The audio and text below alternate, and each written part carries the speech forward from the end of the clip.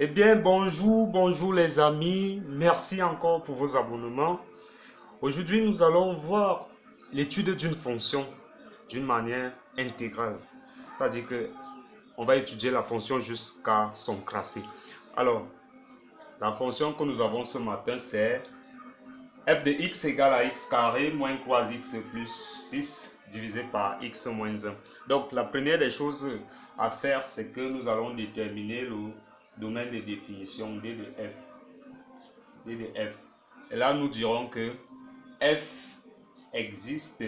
La seule contrainte ici, c'est que le dénominateur soit différent de 0. C'est-à-dire que f existe si et seulement si x moins 1 différent de 0. Alors on résume l'équation x moins 1 égale à 0 implique que x égale à 1. Donc, d de f est égal à, c'est-à-dire à x, bref, d de f. Donc f existe si et seulement si x est différent de 1. Donc, le d de f, les amis, d de f sera donc l'ensemble R exclu 1, qui est égal encore à ceci dans l'ensemble des réels moins l'infini. 1, on exclut à tout chaque fois 1, et plus l'infini. Plus l'infini. Voilà pour ce qui est du domaine de définition. Alors nous allons passer à la deuxième question avec le calcul des limites aux bornes du domaine de définition. Alors, voilà nos bornes du domaine de définition, c'est-à-dire moins l'infini 1, là, en valeur inférieure, en valeur supérieure, plus l'infini. Donc, limite de f de x quand x tend vers moins l'infini sera égal à limite quand x tend vers de x carré moins 3x plus 6 divisé par x moins 1. On va prendre les monomes de plus haut degré. Ça va faire limite, c'est-à-dire le monome de plus haut degré du numérateur sur le monome de plus haut degré du dénominateur. Voilà. X tend vers moins l'infini. On simplifie. Ça va donner limite quand x tend vers moins l'infini de x, parce qu'on va simplifier, ça fait donc là moins l'infini en plus l'infini, ça fait limite de f de x quand x tend vers plus l'infini, même procédé. Alors on obtient quand limite quand x tend vers plus l'infini est égal à plus l'infini. Alors quant à la limite à moins et à plus l'infini, nous calculons la limite.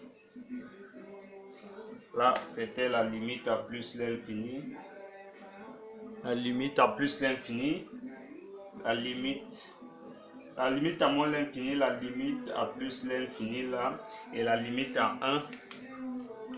Limite en 1, nous avons limite de f de x quand x tend vers 1 va nous donner quelque chose comme ceci, 1 moins 3 plus 6, le tout sur 1 moins 1. Ceci nous donne une forme indéterminée parce qu'au dénominateur nous aurons 0. Donc, pour lever l'indétermination, les amis, nous allons étudier le signe du dénominateur. Alors, nous faisons ce petit tableau pour l'étude du signe du dénominateur qui est x moins 1. Nous avons là, ça annule en 1. Oui, ça annule en 1, on a là plus l'infini, moins l'infini. Moins l'infini. Polynôme du premier degré, signe concret de a avant la racine. Le signe de a ici c'est 1, donc son signe concret c'est moins. Donc là on a moins et là on a plus. Alors, Alors, limite de f de x quand x tend vers 1, bref, on va le calculer ici, ce serait mieux. Limite de f de x quand x tend vers 1 en valeur inférieure, c'est-à-dire de ce côté. Nous avons là 4. Nous reprenons ceci et on a là un 0 tendant en valeur inférieure. Donc, inférieur c'est négatif et le signe de 4 c'est positif. Donc, on a là moins l'infini. Alors, limite de f de x quand x tend vers 1 en valeur supérieure, nous obtenons là 4 divisé par 0 en valeur supérieure. 0 en valeur supérieure. Là c'est positif et 4 est positif. Positif sur le positif donne donc, parce que nous donne donc plus l'infini. Parce que normalement ceci, ça nous donne pas, ça donne une infinie. Ça donne infini. Bon, c'est une forme indéterminée, oui. Ça donne infini. Ça donne infini lorsque nous calculons, mais pour connaître le signe de l'infini, nous allons procéder comme nous avons fait là.